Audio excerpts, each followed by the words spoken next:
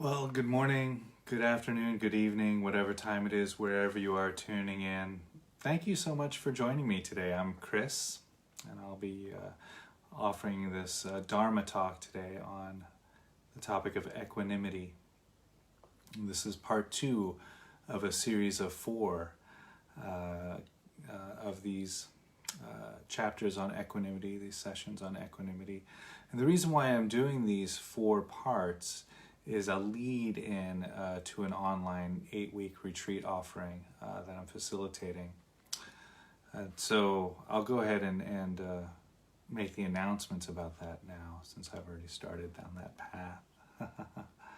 So, as I mentioned, offering an autumn retreat on the topic of equanimity. This retreat is entitled Equanimity, the Clear Seeing Heart. It's all online. It launches September 26th and runs to November 18th. We meet on Sundays and Thursday evenings at 6 p.m. Pacific Coast time. So adjust your clocks accordingly if you want to make the live sessions. They're all recorded. And so if you want to do the whole program on your own, in your own time, then you're welcome to do that. Or if you need to miss several of the sessions and you want to make some of them live, you can do that as well. It's completely up to you. It's at your own pace. There's a section 2, which is roughly the same time, September 27th to November 18th. But section 2 is specifically offered for people in Europe or people here in Asia or Australia who find the other time zone the other timing quite challenging to make. So that's at 9 a.m. UK time, section 2. So again, they're all recorded live. So if you can make the live sessions, that's great, because we're kind of cultivating a really nice online community. I cap the retreat at 15 participants. So it's a really nice way to meet other people who are practicing. A nice way to share the journey of cultivating these very, very profound qualities of equanimity. Okay, enough about that. So I will offer now just a brief guided meditation as a kind of a way of setting the stage or setting the table for this topic of equanimity. This guided meditation is optional, so if you wish to just get up and stretch, move around, and come back maybe 5 minutes later, then I'll be moving into the Dharma talk. But that being said, the opening meditation is selected with an intention of really allowing us to come here, to meet this present moment, to open our heart to these very, very delicate teachings. And so I'll ring the sound of the bell, and I'll guide us into this practice. Enjoy.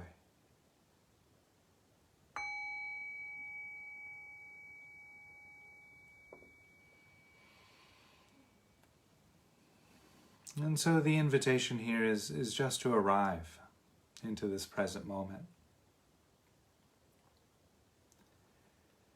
And you might arrive by just taking a nice, long, nourishing, deep breath here.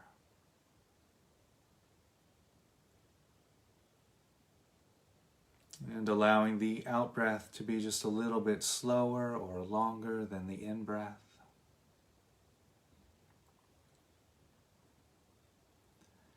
That longer, slower out-breath often brings a sense of calm, of stillness to the heart, to the body, to the mind.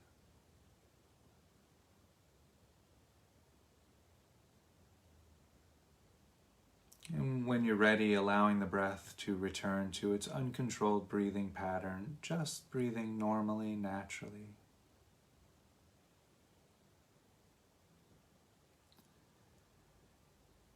And perhaps while we're noticing the breath, you might notice the rising and falling of the abdomen, And noticing if there's any tension or stress that's being held in or around the abdomen.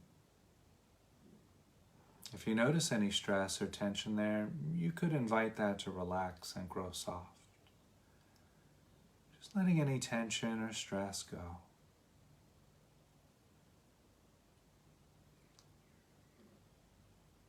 You might also notice the rib cage expanding and contracting with each breath.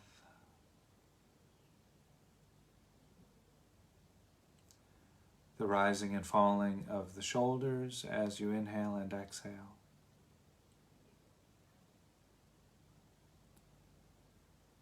You might also notice the back moving out as you breathe in as you breathe out.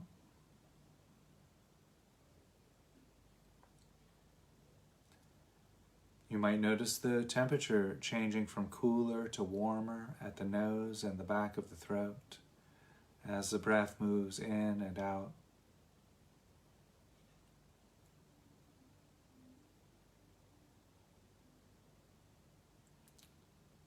And while we're here resting with the breath, the invitation is to bring awareness and attention to the feet. And perhaps here just noticing the contact of the feet against the ground or the floor.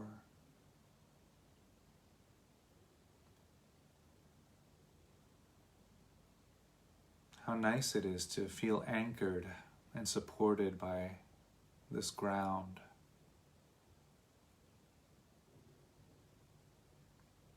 You might also notice the weight of the body against the cushion or chair or mat or floor. And here again, perhaps extending a thought or two of gratitude, of appreciation for the support that's being offered by the chair or the ground, the floor, the cushion.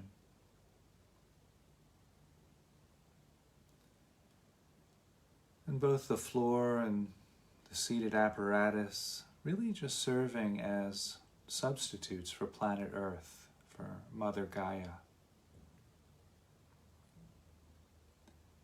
And so here perhaps just extending a thought or two of gratitude for the support, the nourishment that's being continuously offered by this beautiful planet.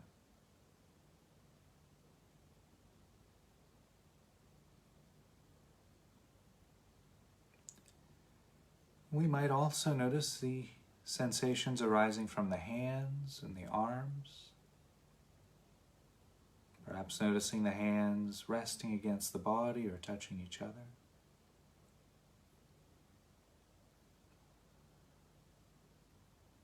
You might also notice sensations of clothing against the back and the shoulders. Sometimes it's nice to invite the muscles in the back and the shoulders to relax and grow soft. We often carry a lot of tension or stress in the back and shoulders, as well as the abdomen. So just inviting that to soften and relax.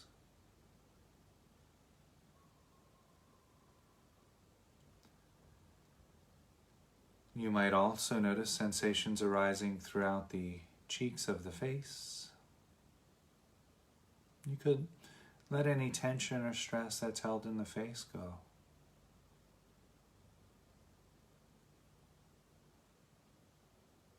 And noticing any sensations arising from the top of the head.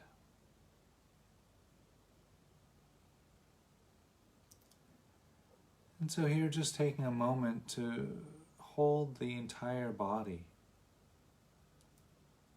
in awareness, from the bottoms of the feet to the top of the head, from the tips of the fingers to the center of the heart.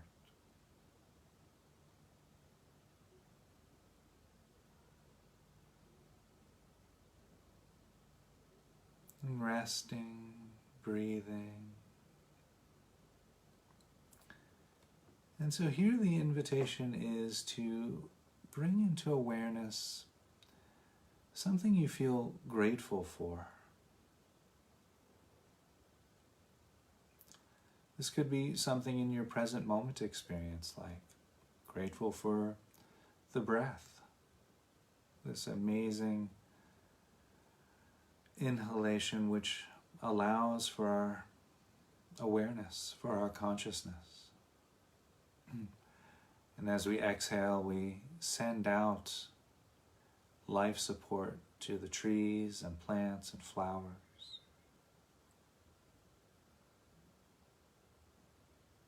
This intimate connection with Mother Gaia, the breath.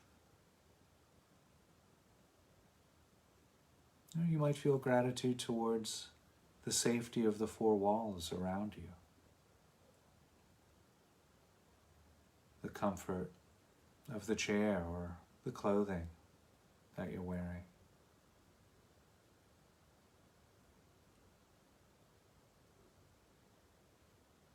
The laughter of a friend, the beauty of a flower or a sunset.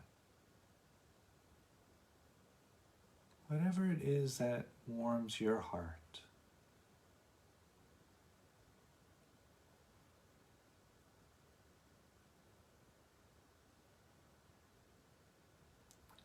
When you feel that gratitude, perhaps a softening around the heart or an opening, could be a warmth around the abdomen or the shoulders, or perhaps you might just feel like smiling. The invitation then is to breathe that gratitude directly into the heart.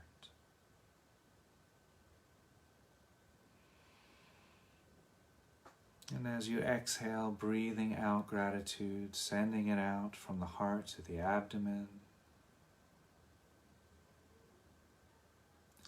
And breathing gratitude directly into the heart. And as you exhale, sending it out through the shoulders, this warmth of gratitude, this smiling energy through the arms, the elbows, all the way down through the hands and the fingertips. Breathing in that smiling energy directly into the heart. And as you exhale, sending it out through the legs, soaking down this warmth, this smiling energy through the knees and the calves and shins, through the ankles, and all the way through the feet and the toes. And breathing in that warmth, that smiling energy of gratitude directly into the heart. And as you exhale, sending out that warmth, that gratitude, that smiling energy through the neck and into the face, the eyes, the forehead, and the top of the head.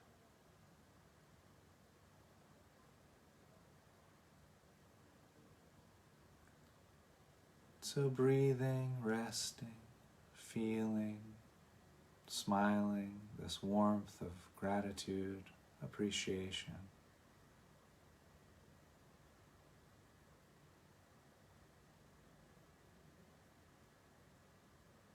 And so in the next breath or two, we'll begin to shift away from the meditation and back into a conversational space. And I'll cue that by ringing the bell 3 times.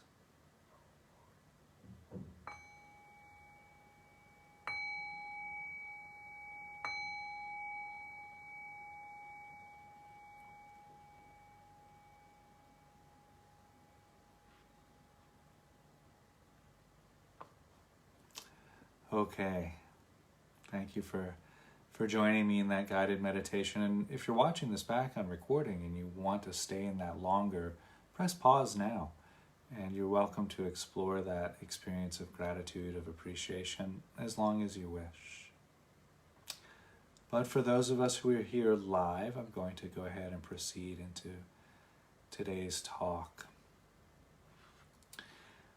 So when I was putting this talk together, I used a quote from the Zen Master Hui Neng, the 6th century Zen patriarch.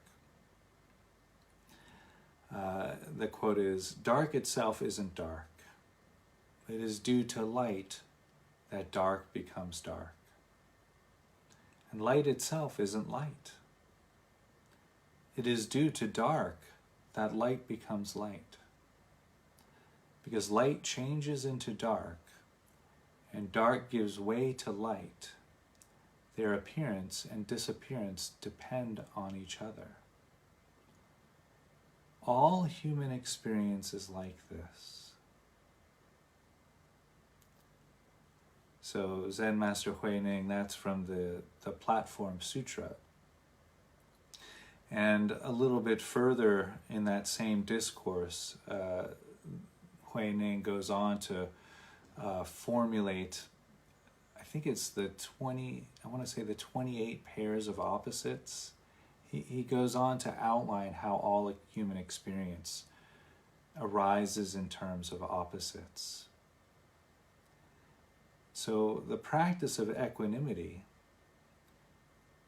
is the practice of cultivating the ability to rest in between those opposites. When something is dark, we kind of automatically say, this is dark. We don't take into account that that darkness exists somewhere on a spectrum, from very light to very, very, very midnight, right? We just consider, we say that's dark, and we just kind of fix it into a fixed entity. And it gives us something to either cling to or to struggle against.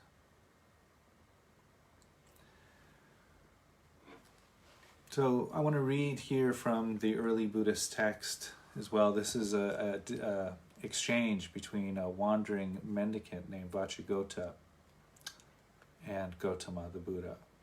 So Vacchagotta is asking the Buddha questions. And so Vacchagotta asks, he says, "How is it, Venerable Gautama? Does the self exist?" The Buddha remains silent. "Then how is it, Venerable Gautama? Does the self not exist?" The Buddha again remained silent. The wanderer, Vacchagotta, got up from his seat and went away. The Buddha then turned to his attendant, Ananda, and said, "If I had answered the self exists, that would have encouraged eternalism.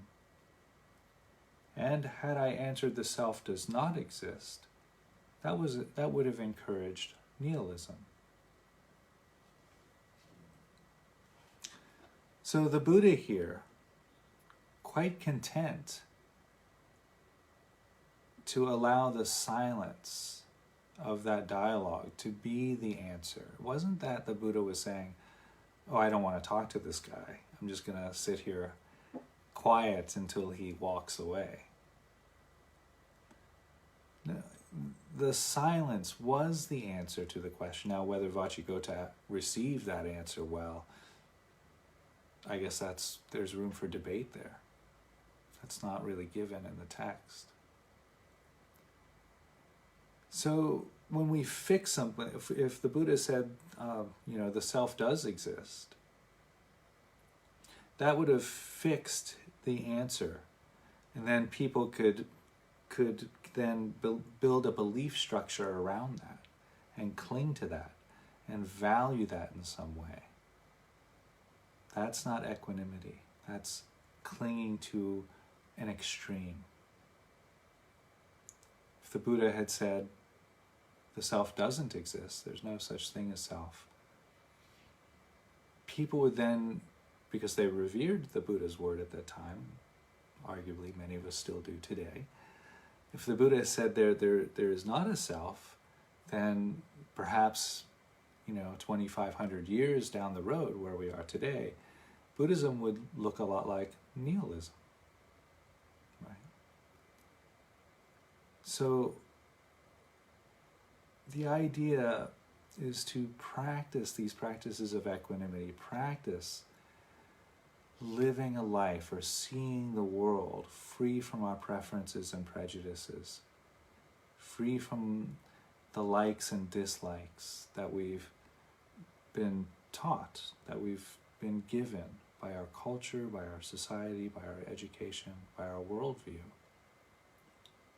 We can start to see the world free from those experiences. An unspoken middle way arises out of that seeing. That's what Aristotle called it, the unspoken middle. In the Abhidharma, one of the early Buddhist texts, equanimity is described as one of the universal beautiful states of mind, the other ones being compassion, joy, and loving kindness. So the reason why equanimity is considered one of these beautiful states of mind is it provides the boundlessness for loving kindness, joy, and compassion. Now, if you've done some of the immeasurable practices before, you know that they're delivered in such a way so that we cultivate this boundless quality. We keep widening our circle of care and compassion to include, well, first we start with ourselves and loved ones, and then with people we don't know, and then with people we don't like, and then to the entire world. It becomes a lot easier to offer loving kindness to people we don't like, people we don't know, and to the entire world when we can hold those people's belief systems, those people's political ideologies, those people's values, when we can see them through the lens of equanimity. So in a way, equanimity is the key into that boundless quality of the heart.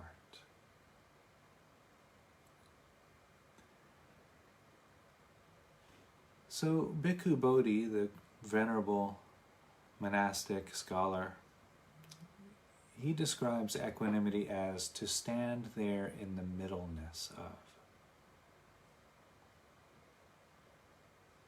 To stand in the middleness of. Not to move towards nihilism or eternalism.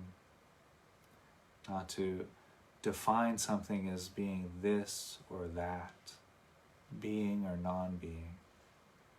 It's not that those definitions don't exist, but to relinquish the need to find ground there.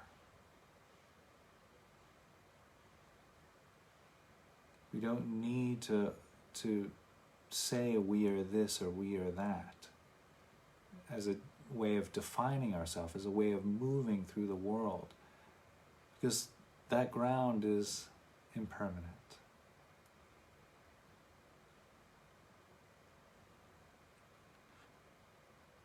So this unflappable quality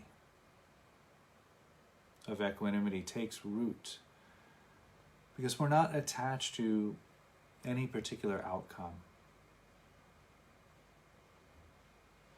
We recognize that the outcome of this just becomes the causes and conditions for that. And the outcomes of that in turn becomes the causes and conditions for this. And so we keep kind of flowing down this path.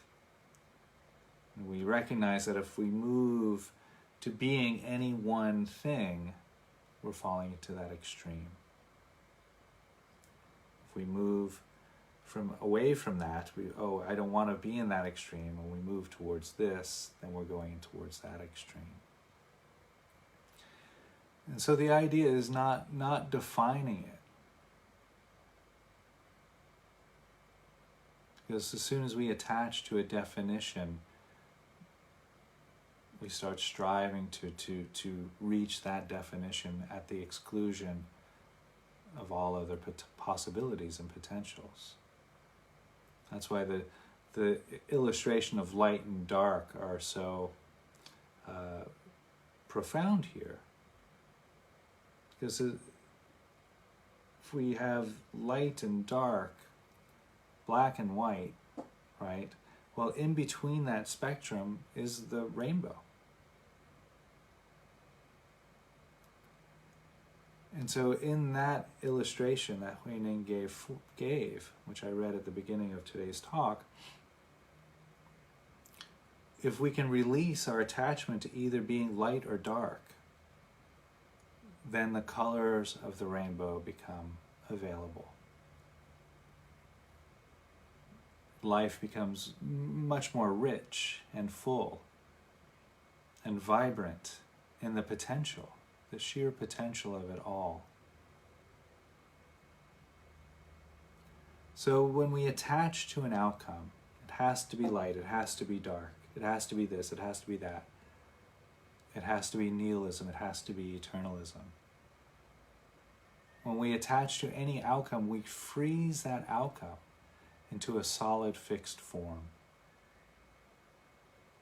We take that imaginary thing, that definition, out of the ever-flowing, endlessly changing river, the river of ever-change. We take that concept out and we freeze it into a solid, fixed form. It's like we're reaching into that river of ever-change and we pull it out, we have something here. A concept. This gives us something to cling to or push against. Love this, can't have that. And this is the normal state of human existence. We're kind of all doing this, or most of us doing this, for much of our life, much of the time. And we actually feel more alive sometimes when we embark on that, right? You feel like, yes, I have a goal. I have something that I need to achieve here. We feel like we're really moving towards something. That aliveness is deceptive because it only serves to reinforce who and what we think we might be. It doesn't really allow us to touch into that essence of who we actually are.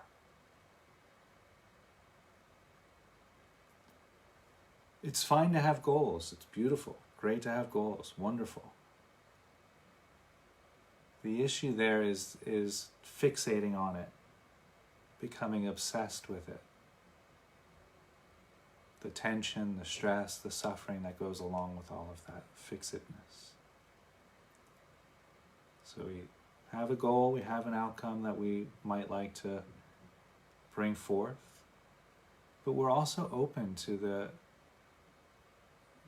display, the massive amount of option that the human condition allows for. And so once we recognize that each second gives birth to a multitude of options, and this second itself, this present moment, is a result of millions and millions and millions of causes and conditions coming together, landing right here and right now. Once we can really feel into that interdependence of causes and conditions and causality, this ever unfolding, ever changing reality that we live in, just to live in the mystery of that takes the hypnotic hold over fixation away. Because it's just so much more fun to rest in this ever-changing flux of reality. That it doesn't have to be this or that. And so in this 8-week online retreat offering that I'll be facilitating.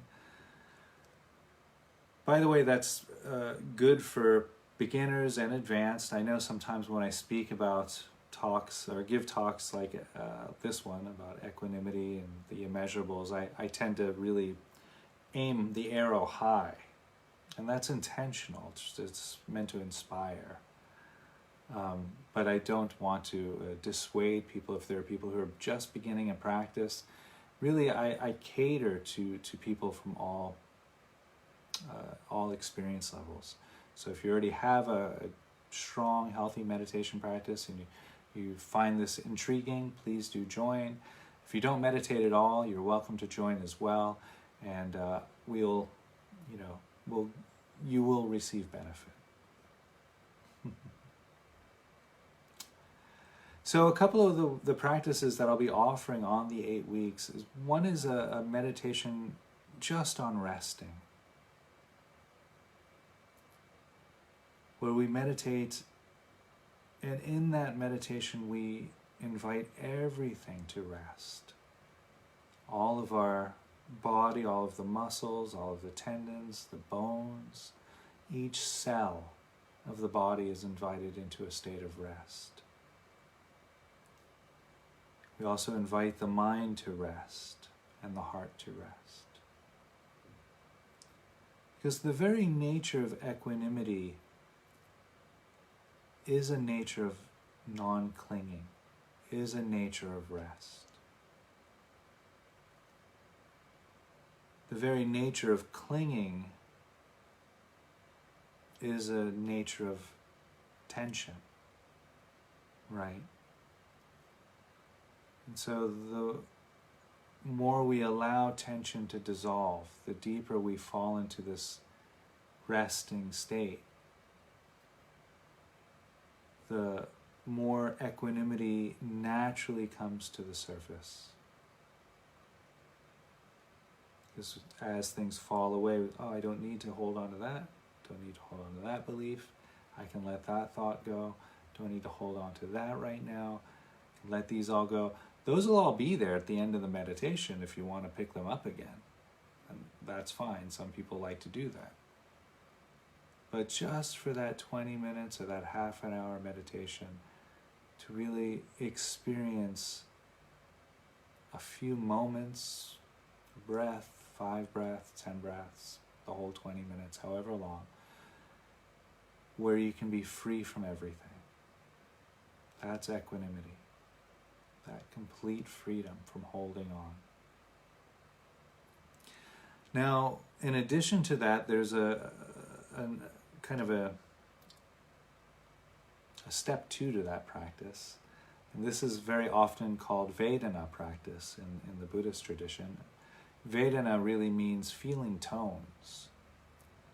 And so as we rest very deeply, finding the state of rest, arriving into the state of rest, then inevitably feeling tones arise, pleasant or unpleasant or neutral. And that's just because we have a human body and a human nervous system, that human body interacting with its environment even when we're in a state of rest.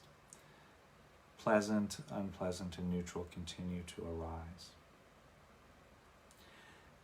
And so by cultivating a certain dexterity over noting, okay, pleasant, pleasant, pleasant, my back against the back of the chair, that's pleasant and comfortable. Oh, my foot's falling asleep, that's unpleasant, unpleasant, unpleasant.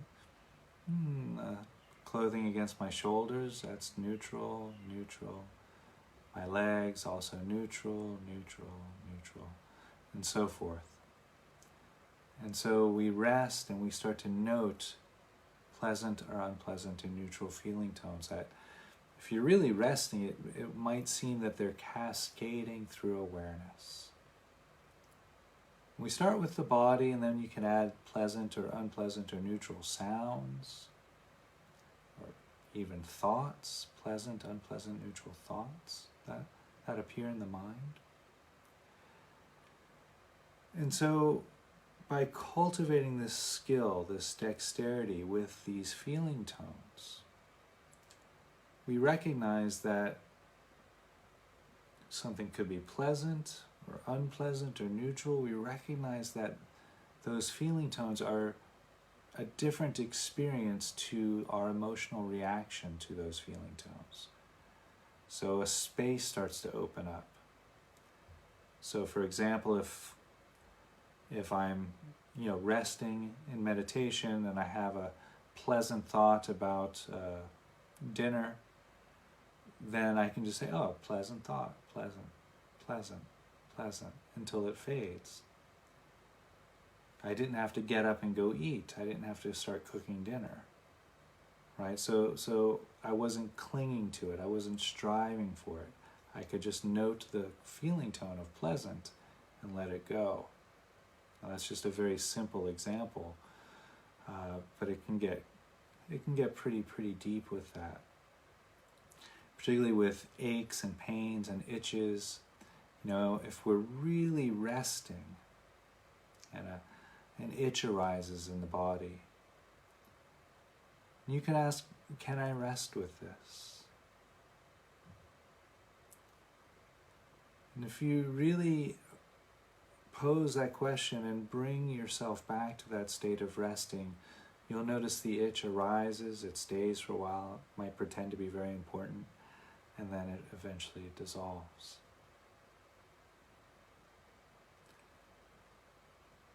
And so here we've done the same thing. We've noted the feeling tone, we've noticed the sensation, which gave rise to the unpleasant feeling tone, but we stepped out of the emotional reactivity. We didn't need to move forward to alleviate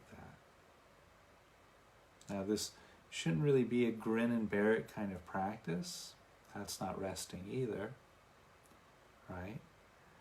So if you are practicing in this way and there is unpleasantness in the body or in the mind or in the heart, and you feel like you need to stop meditating to adjust your foot or scratch the itch or whatever it is, please do that. And then return back to the practice where you left off. Neutral feeling tones are ironically kind of the most interesting, at least for me. I found them to be quite interesting because they're the part of our reality that we most easily and most often ignore, right? You think about like how much of our reality is neutral that we don't really even take into account, right? If we look around the room, all of the space in the room, right? The empty space is generally pretty neutral, right? We never even look at the space in the room around us, right? But that's a huge part of our reality all the time. Also, the silence of the present moment. It's very neutral, and it's often overlooked. It's generally the sounds that we pay attention to in our sense of hearing, because sounds are generally either pleasant or unpleasant. And even the neutral sounds, they kind of just move through our awareness without much attention, right? So neutral feeling tones are interesting. They're quite important because those times in our life when we're really immersed in neutral feelings, those are the times we tend to check out. Those are the times that we kind of unconsciously fall into reactive habitual patterns.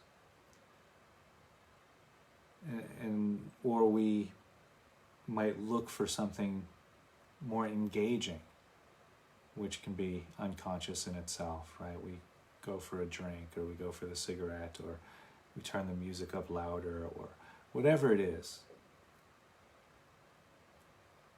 So really finding a home in neutral, in the neutral feeling tones, is so beneficial.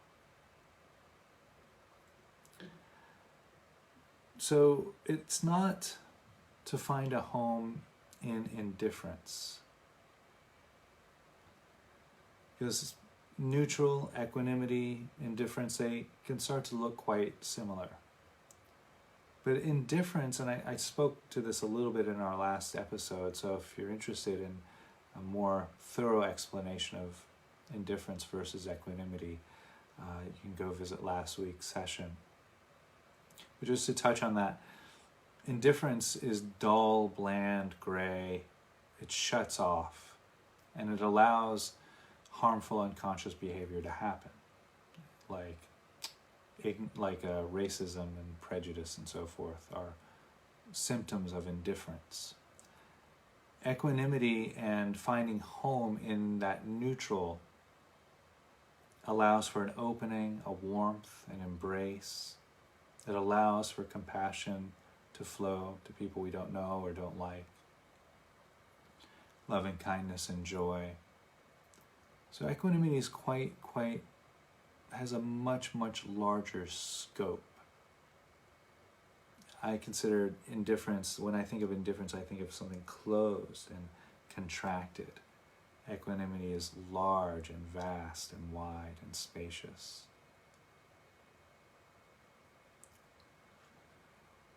So I think that's all I'm going to say today. I try to keep these sessions a little bit shorter now. Some of you have been with me a while. You know I can go for an hour quite easily, but trying to find the middle ground there, the unspoken middle. So if you found this talk inspiring or entertaining in any way, please send over any questions you might have. I'm happy to address those. Or sign up for the online retreat. It's going to be a great time, a great program. Section 1 is almost full. I think there's space for 2 more people on the first section. But Section 2 has quite a bit of room available. So if you are curious about it, send over some questions, or if you want to go ahead and get registered, you can message me or email me, and we'll get you signed up. Have a great weekend, and I will see you in a week from today. I'll be back with Session 3 in 1 week. So I'll ring the bell.